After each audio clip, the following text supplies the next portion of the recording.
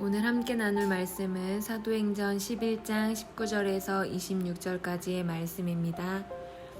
그때 스데반의 일로 일어나 환난으로 말미암아 흩어진 자들이 베니게와 구브로와 안디옥까지 이르러 유대인에게만 말씀을 전하는데 그 중에 구브로와 구레네 몇 사람이 안디옥에 이르러 헬라인에게도 말하여 주 예수를 전파하니 주의 손이 그들과 함께 하심에 수많은 사람들이 믿고 주께 돌아오더라. 예루살렘 교회가 이 사람들의 소문을 듣고 바나바를 안디옥까지 보내니 그가 이르러 하나님의 은혜를 보고 기뻐하여 모든 사람에게 굳건한 마음으로 주와 함께 머물러 있으라 권하니 바나바는 착한 사람이요 성령과 믿음이 충만한 사람이라 이에 큰 무리가 주께 더하여지더라. 바나바가 사울을 찾으러 다소에 가서 만남에 안디옥에 데리고 와서 둘이 교회에 1년간 모여 있어 큰 무리를 가르쳤고 제자들이 안디옥에서 비로소 그리스도인이라 일컬음을 받게 되었더라. 아멘. 지난달에 32회 도쿄 올림픽이 있었습니다. 여러분 혹시나 뇌리 속에 기억나는 선수가 아직까지 있는지 모르겠어요. 도쿄 올림픽에 참가했던 한국 선수의 숫자만요 232명이라고 해요. 근데 그 232명 중에 혹시나 여러분의 뇌리나 마음속에 지금 기억나는 선수가 몇 명이나 있을까요? 여러분 언제나 그랬던 것처럼 올림픽이 마친 후에는 5명 내외의 선수가 엄청난 스포트라이트를 받고 스타의 반열에 올라간다고 합니다. 몇몇 유명인이 된 선수들은 각종 CF, 버라이어티 쇼에 얼굴을 비춰가면서 인기몰이를 하고 있어요.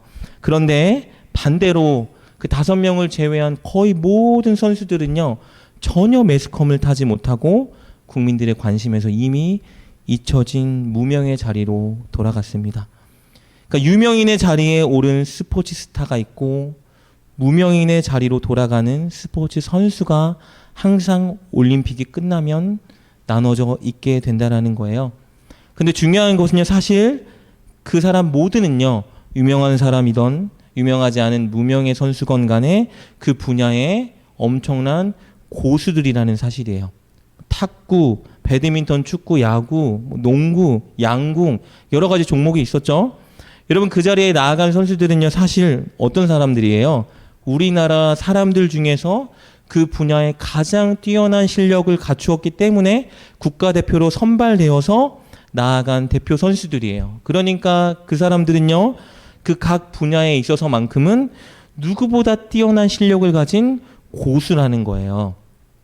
여러분 사실 올림픽 종목에서 금메달을 딴 선수와 아깝게 동메달도 획득하지 못한 선수의 실력 차이는요 종이 한 장 차이래요. 사실 거의 실력 차이가 없대요. 그래서 세계 랭킹 1위 선수가 예선 탈락하기도 하고요.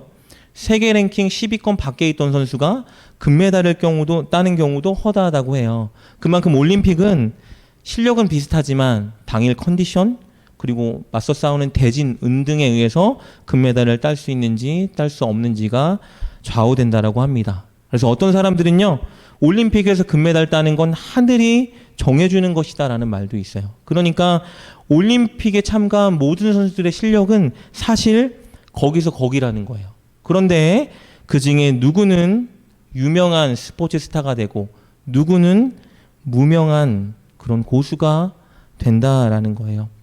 어떤 사람이 그러면 인기 스포츠 스타가 될 수 있을까? 여러분 2가지 조건을 충족시켜야 된다라고 해요. 첫 번째는요. 유명 스포츠 분야에서 메달을 따야 돼요. 그러니까 인기 스포츠에서 메달을 따면 인기 스포츠 스타가 될 수 있는 기회가 주어지는 거예요. 혹은 그만큼의 실력이 갖춰지지 않는다 하여도 외모가 진짜 잘생기거나 얼굴이 진짜 예쁘거나 엄청 귀엽게 생기면요. 스포츠 스타 반열에 오를 수 있다라고 해요.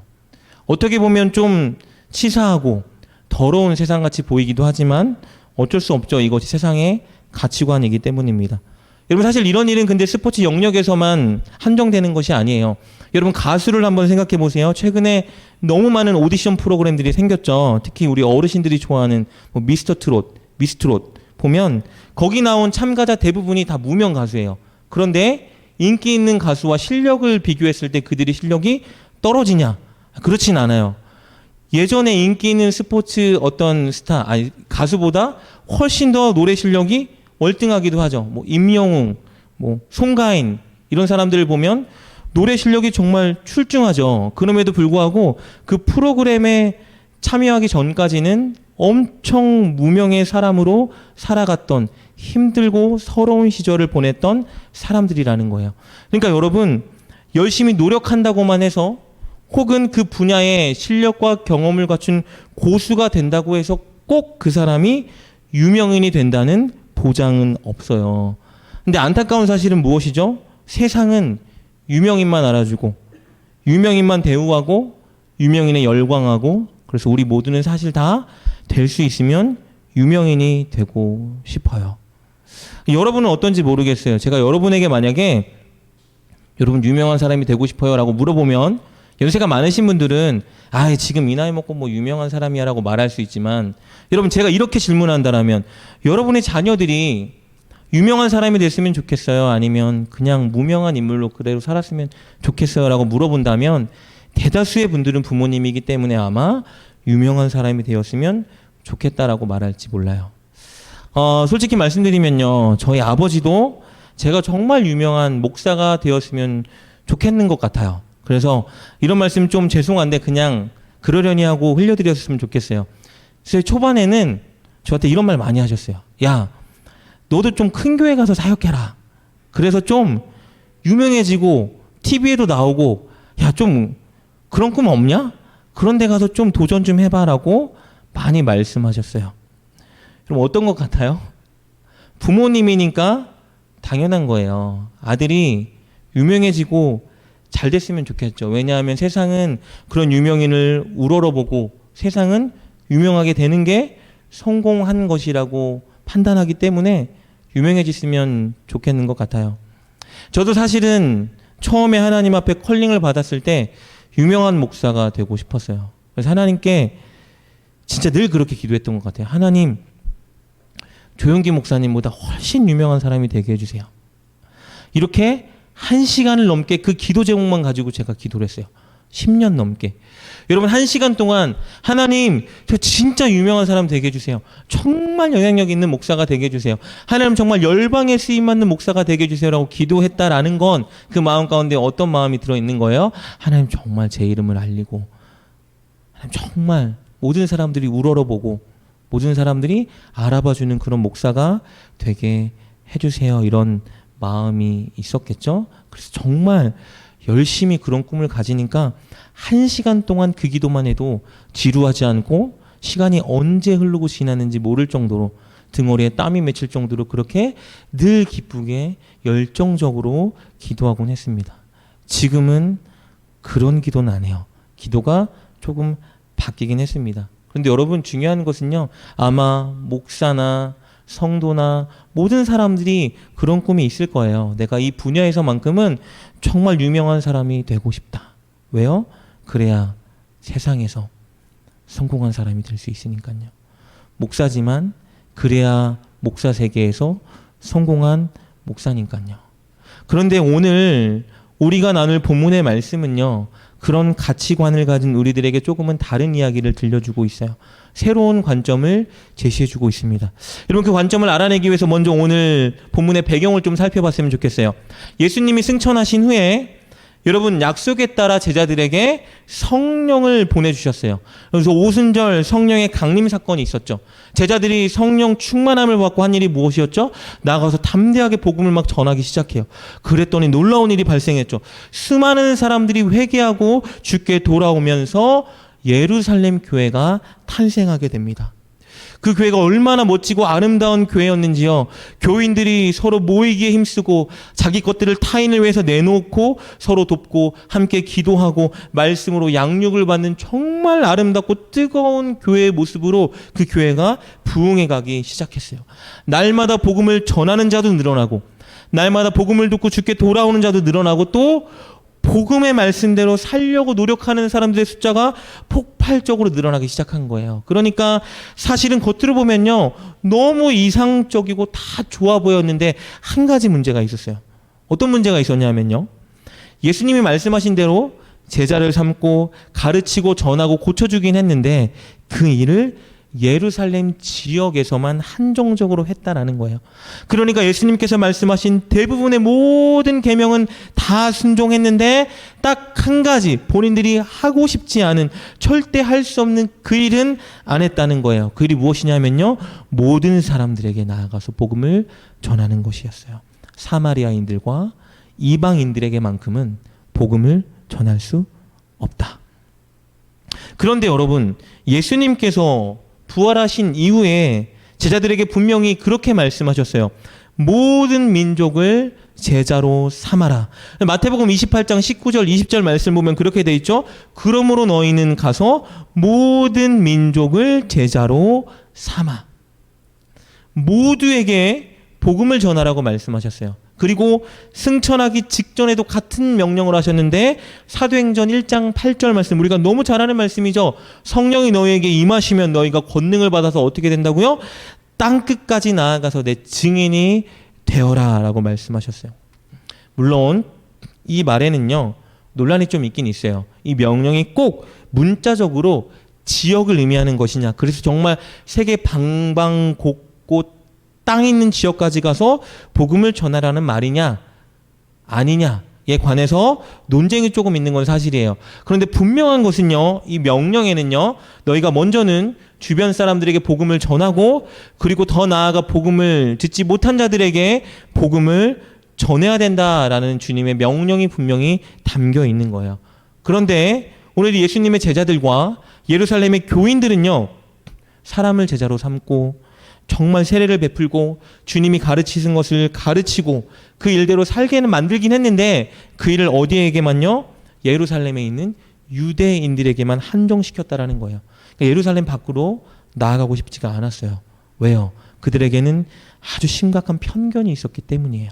사마리아인들과 이방인들은 우리와 너무 달라서 죄인이고 구원받지 못할, 상종 못할 인간들이라는 생각이 있었어요. 그들을 향한 적개심과 편견이 있었기 때문에 그들에게까지 복음을 전하진 않았어요. 지금 아름다워 보였지만, 폭발적으로 교회는 부흥했지만 중요한 한 가지 메시지를 그들이 지키고 있지 않았다라는 거예요.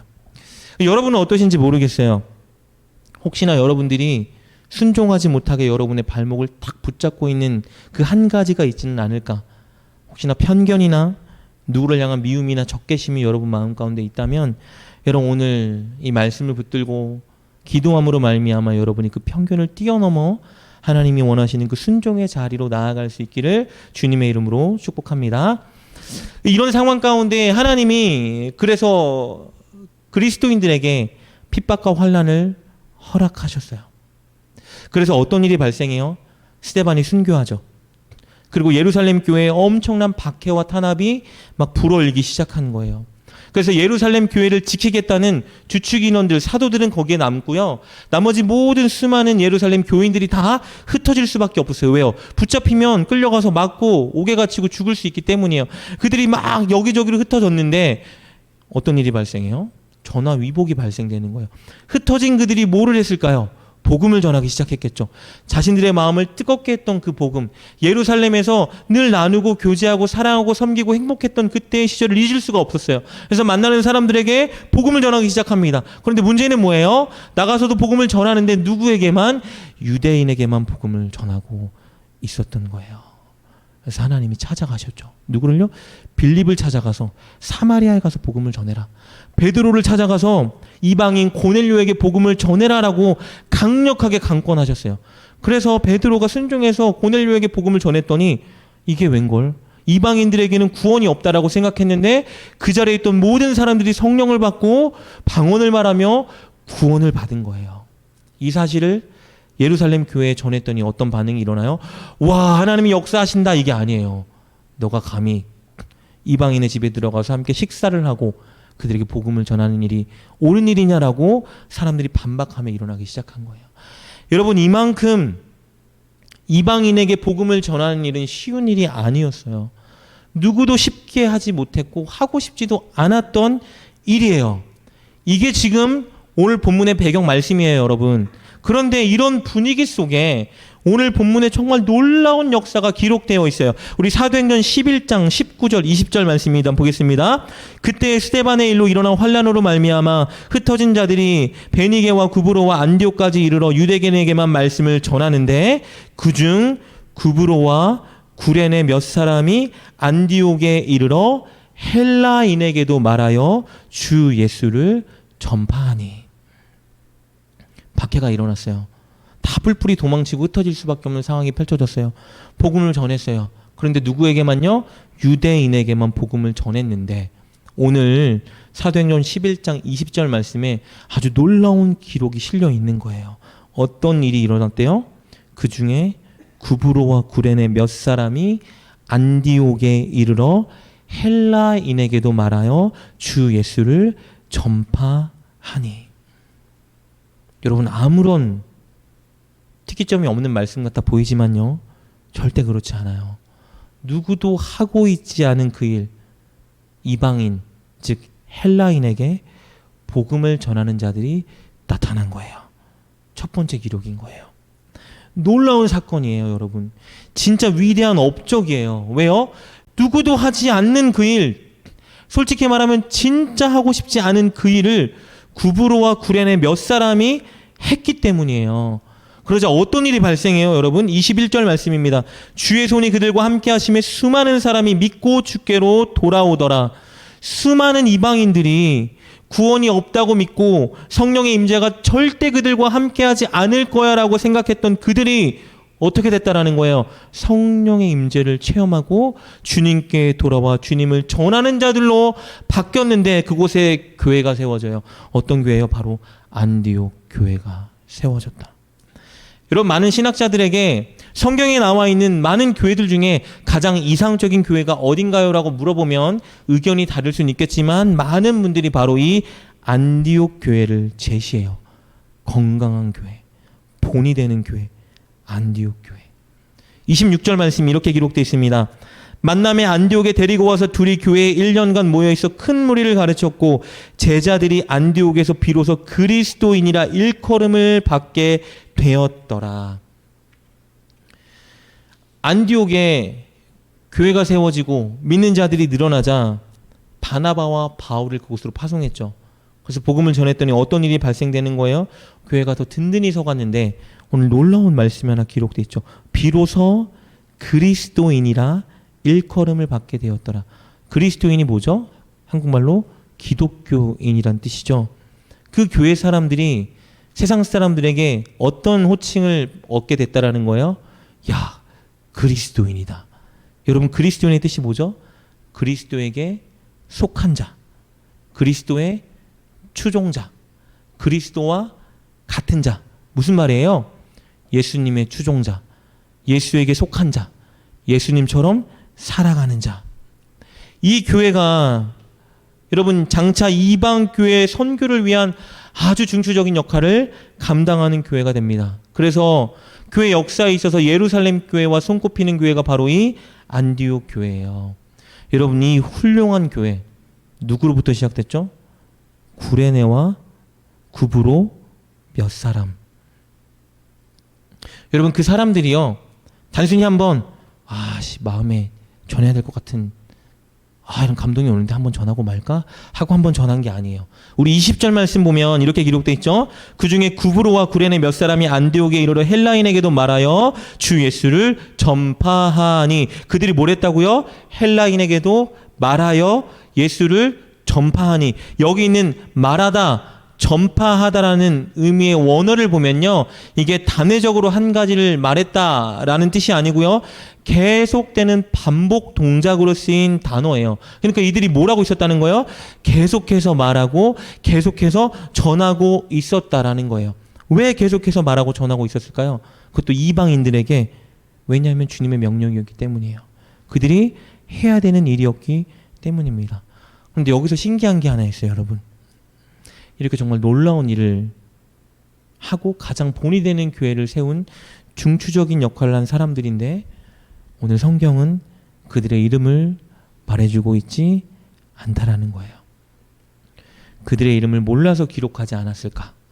그렇게 추측하는 분들도 있고, 그들의 이름을 알려면, 기록하려고 마음먹었다면 그들의 이름을 알 수도 있지만 그들의 이름을 기록하지 않았다라고 주장하는 분들도 있어요.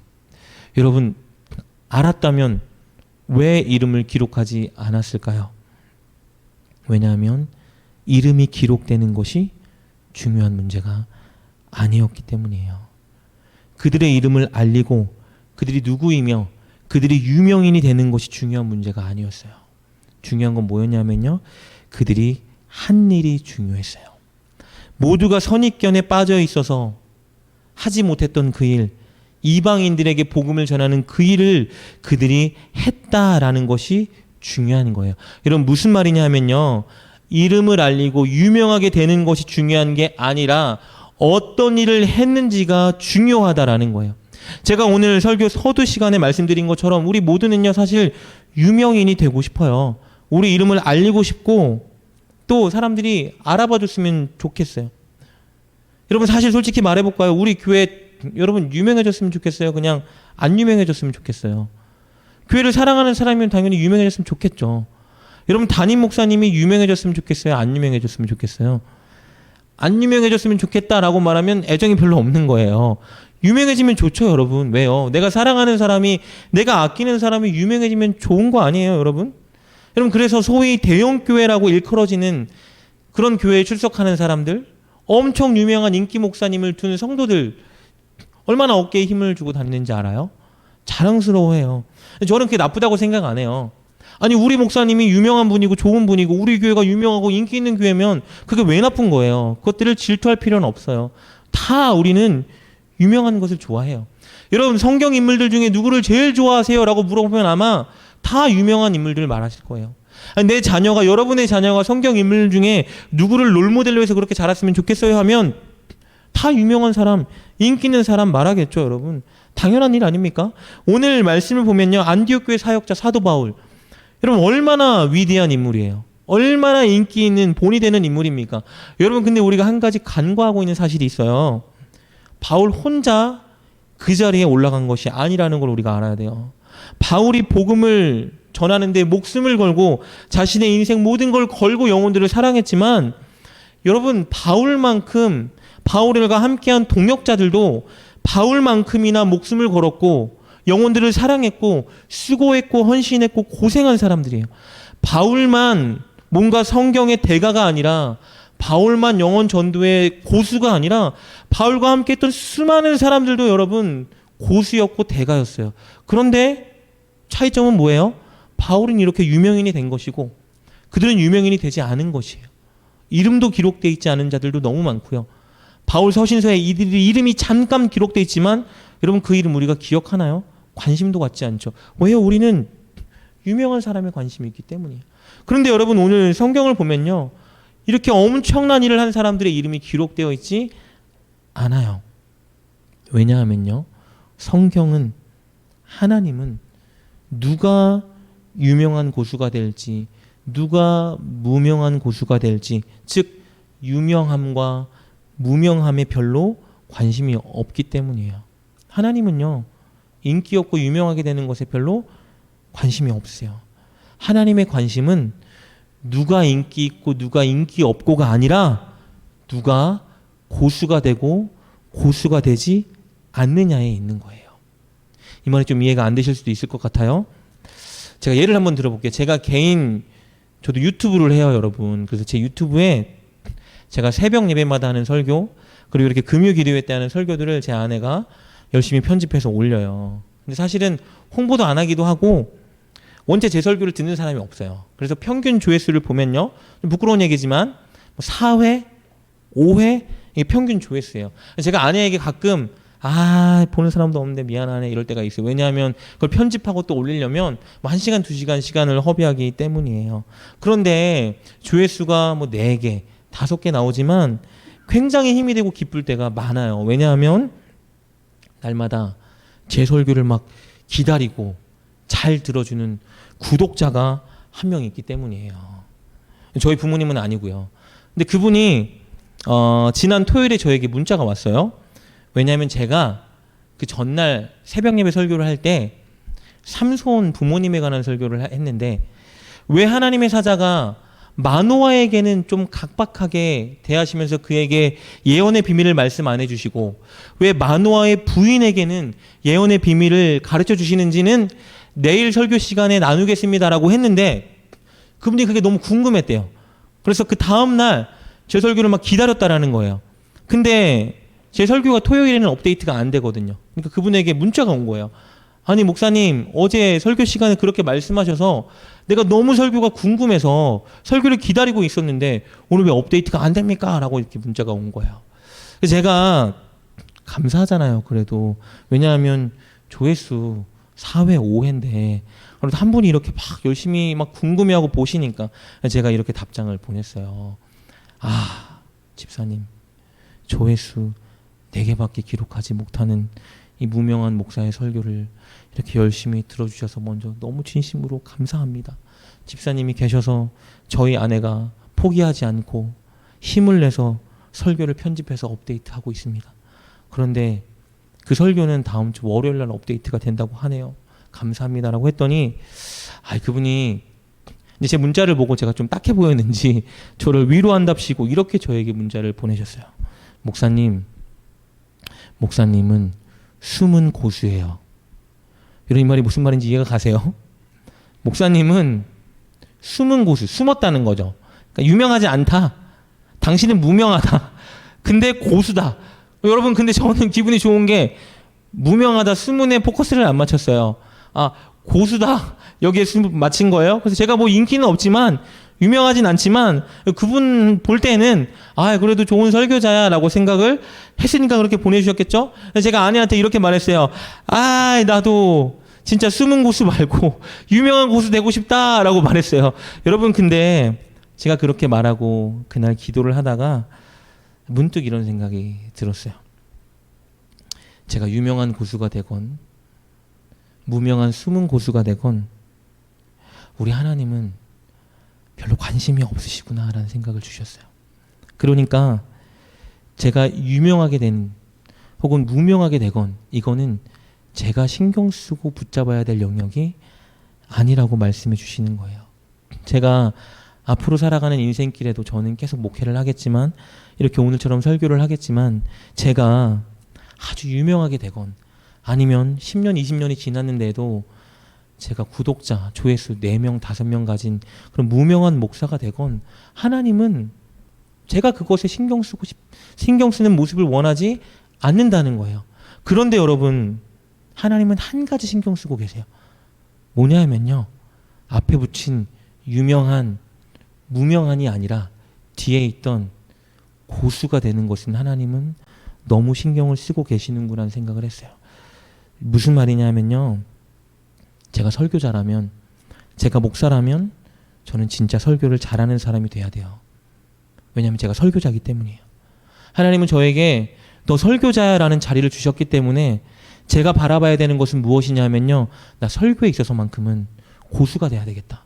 사람들이 알아봐 주건 알아봐 주지 않건 인기가 있건 평생 인기가 없는 사람으로 살아가건 중요한 건 하나님이 나를 설교자로 세우셨기 때문에 설교에 있어서만큼은 나는 고수가 돼야 돼.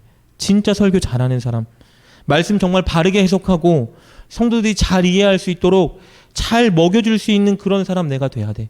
그래서 나는 진짜 인기가 없어도 정말 최선을 다해서 말씀을 연구하고 말씀을 공부하고 어떻게 잘 전하지 쉽게 전할지 연구하고 고민하고 하나님께 기도하는 그 자리에는 내가 무조건 서야 되는구나라는 깨달음을 주님께서 주셨어요. 그래서 하나님께 이렇게 기도했어요. 하나님, 제가 유명해지건 평생 무명하건 그건 주님이 알아서 하시고 주님 한 가지 소원을 좀 들어주세요. 제가 진짜 좀 고수가 되고 싶습니다. 하나님, 저 정말 설교 잘하는 고수가 되고 싶어요. 하나님, 정말 고수다운 목사가 되게 해주세요. 기도하면 허 목사 기도 잘하지 진짜 능력 있지라는 그런 목사가 되게 해주세요. 성경 정말 잘하는 성경 고수가 되게 해주시고 잘 섬기는 섬김의 고수가 되게 해주세요. 그리고 주님 진짜 정말 그리스도인다운 본이 되는 그리스도인 고수가 꼭 되게 해주세요라고 기도했어요. 여러분, 유명해지고 무명해지는 건요, 제가 신경 써야 될 게 아니에요. 제가 그만한 그릇이 되면 하나님이 세워주실 것이고 그릇이 안 되면 안 세워주겠죠. 그릇이 안 되면 안 유명해지는 게 훨씬 은혜예요. 근데 중요한 것은요. 고수는 돼야 돼요. 정말 그 분야에 있어서 최선을 다하고 연구하고 정말 고수가 될 수 있는 사람이 되기 위해 애써야 한다는 것이죠. 여러분 저뿐만 아니라 여러분도 마찬가지예요. 여러분 유명한 사람이 되고 싶으세요? 인정받고 알려진 사람이 되고 싶으세요? 아니면 여러분의 자녀가 그런 사람이 되길 원하세요? 여러분 그건 여러분의 영역이 아니에요. 그런 관심과 욕심이 있었다면 그 부분은 여러분 다 버리세요. 그런데 여러분이 진짜 욕심 가져야 될 목표로 삼아야 되는 한 가지가 있어요. 여러분 고수가 되셔야 돼요. 여러분 정말 고수가 되셔야 돼요. 성경의 고수가 되셔야 되고요. 사랑의 고수가 되셔야 되고요. 용서의 고수가 되셔야 되고요. 선행의 고수가 되셔야 되고 기도의 고수가 되셔야 돼요.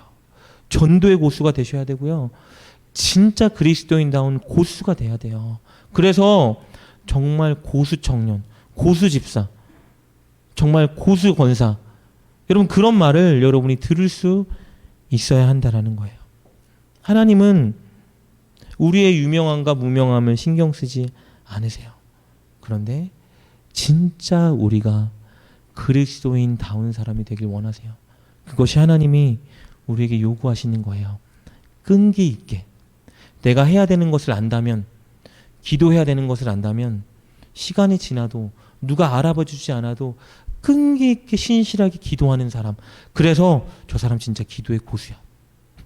말씀을 봐야 된다는 걸 아신다면 말씀을 늘 묵상하고 연구하고 공부해서 누가 알아봐 주지 않아도 말씀엔 도 같은 사람, 그런 사람 되셔야 돼요. 여러분 섬기고 전도하고 사랑해야 된다는 걸 아신다면 여러분 어떻게든 알아주지 않아도 섬기고 알아주지 않아도 선행하고 알아주지 않아도 여러분 전도하는 사람이 되셔야 돼요. 그래서 그 분야에서만큼은 여러분이 고수가 되셔야 돼요. 그런 고수가 될 때 오늘 안디옥 교회가 사람들에게 칭함받은 그 칭함, 비로소 그리스도인으로 일컬음을 얻었더라는 자리가 저와 여러분의 자리가 될 수 있다는 것입니다. 여러분께 도전하고 싶어요. 여러분 꼭 고수가 되는 여러분 되시길 주님의 이름으로 축복합니다. 그럼 마지막으로 한 가지만 나누고 마치고자 하는데요. 그렇다면 여러분 어떻게 세상은 다 유명함을 추구하는데 어떻게 세상이 몰라주고 사람들이 몰라줘도 한결같이 내가 그 자리에 서서 그 낮은 자리, 인기 없는 무명인의 자리에 서서 끝까지 하나님의 말씀에 순종할 수 있습니까? 여러분 그 방법이 너무 간단해요. 그 방법은요. 하나님을 인식하는 거예요. 어떤 하나님이요? 여러분에게 늘 시선을 떼지 않는 하나님. 여러분을 늘 바라보고 계시는 그 하나님. 여러분을 도우시는 하나님. 누가 몰라줘도 여러분이 수고하고 노력하고 헌식하고 정직하게 살아가는 모습을 누가 몰라주는 것 같아도요. 하나님 다 알고 계세요. 왜냐하면요. 세상에선 내가 무명인일지 몰라도 하나님 앞에는 내가 유명인이기 때문이에요. 여러분은 하나님의 유명인이에요. 하나님 여러분 다 너무 잘하세요. 늘 지켜보세요. 늘 바라보세요. 그렇기 때문에 우리가 바라봐야 될 것은 무엇이냐면요. 사람들의 시선이 아니라 세상의 인정이 아니라 바로 늘 나를 바라보고 나를 유명인이라 말씀하시는 하나님을 바라보면 되는 거예요. 오늘 말씀을 준비하다가 예전에도 말씀 시간에 한번 간증한 적이 있었는데요. 그 내용이 한 번 더 생각났어요. 제가 저희 해돋는 교회를 오기 직전에 개인적으로 참 힘든 일이 있었어요. 마음이 너무 무너지고 낙심되고 믿음이 많이 흔들리는 일이 있었어요. 정말 교회에서 열심히 살았는데 내가 가진 시간, 열정, 물질, 교만한 얘기일 수도 있지만 남들 못지않게 정말 열심히 사용하면서 살았는데 그제 와서 비교해봤더니 제가 이뤄놓은 게 하나도 없는 것처럼 보이는 거예요. 제 또래 사역자들과 비교하면 정말 내세울 수 있는 스펙 하나 없고 훈장 하나 없고 업적 하나 없고 아무것도 아닌 개척교회 섬기다가 그냥 나부랑이처럼 이렇게 떨궈진 그런 사람 같아 보였어요. 심지어 저는 사역은 많이 했는데 33살이 될 때까지 아직 신학교도 들어가지 않은 상태였어요. 그리고 직장생활도 많이 했지만 모아놓은 돈이 한 푼도 없었어요. 물론 이상한 데 쓴 데는 아니었지만 개인적으로 제 자신이 너무 초라해 보이고 한심해 보이기 시작한 거예요. 왜냐하면 제가 앞에 유명한이라는 말을 생각했더니 무명한 제가 너무 초라하고 없어 보였어요. 그래서 하루는 제가 하나님 앞에 공원에서 그렇게 기억했던 일이 생각나요. 하나님, 제가 너무 한심하죠. 하나님 보시기에도 제가 너무 한심할 것 같아요. 지금 이 나이 먹도록 학교나 들어가서 신학교라도 졸업할 걸 지금 스펙도 하나도 없고, 이 나이 먹고 다시 어떤 교회를 들어가서 사역하자니 주님, 제가 갖고 있는 것도 하나도 없고 미래를 위해 준비하는 것이 진짜 하나도 없습니다. 정말 왜 이렇게 살았나. 하나님 후회되고 한탄되고, 주님 정말 제가 너무 하나님 앞에도 정말 면목이 없고 죄송합니다 라고 이렇게 진짜 혼자를 정죄하고 낙심하고 기도하고 있는 그 찰나에 하나님이 제 마음 가운데 정말 강력하게 오셨어요. 하나님이 저한테 이렇게 말씀하시는 것 같았어요. 얘야, 아니다. 너가 얼마나 많은 일을 했는지 내가 다 알고 있다. 너가 교회 화장실 청소한 거, 너가 설거지한 거, 너가 밥 해주다 손 뺀 거 하나하나 내가 다 기억하고 있다. 사람들은 몰라주지만 내가 다 알고 있다. 그래서 내가 너가 어느 곳에 가든지 내가 너를 사용할 것이다 라고 말씀을 해주셨어요. 여러분, 제가 오늘 말씀을 준비하다가 다시 한번 깨달았습니다. 내가 조회수 4회 기록하는 무명의 목사 설교자라 할지라도 하나님 앞에 나는 유명인이구나. 하나님은 다 알고 계셨구나. 사람들을 아무도 인정해 주지 않아도 하나님 나를 알고 계시는구나. 하나님 나를 고수로 만들어가고 계시고 고수가 되길 원하시는구나. 제가 그날 아내에게 그렇게 말했어요. 우리 단 한 사람이라도 유튜브 설교를 보는 사람이 있으면 우리 끝날까지 정말 최선을 다해서 연구하고 준비하고 만들어가자. 고수가 되자라고 말했어요. 여러분도 마찬가지예요. 여러분이 교회를 위해서 헌신할 때, 여러분이 삶의 현장에서 사람들을 섬길 때, 누군가를 위해서 시간과 눈물을 바쳐가며 기도할 때, 그리스도인이기 때문에 참고 인내할 때 아무도 몰라주는 것 같죠? 여러분, 아니에요. 하나님이 다 아세요. 하나님 다 보고 계세요. 왜냐하면 여러분은 하나님 앞에 유명인이기 때문이에요. 그래서 여러분에게 진짜 도전하고 싶어요. 여러분, 사람을 의식하지 마세요. 사람이 알아줄까? 인정해줄까? 어떻게 바라봐줄까?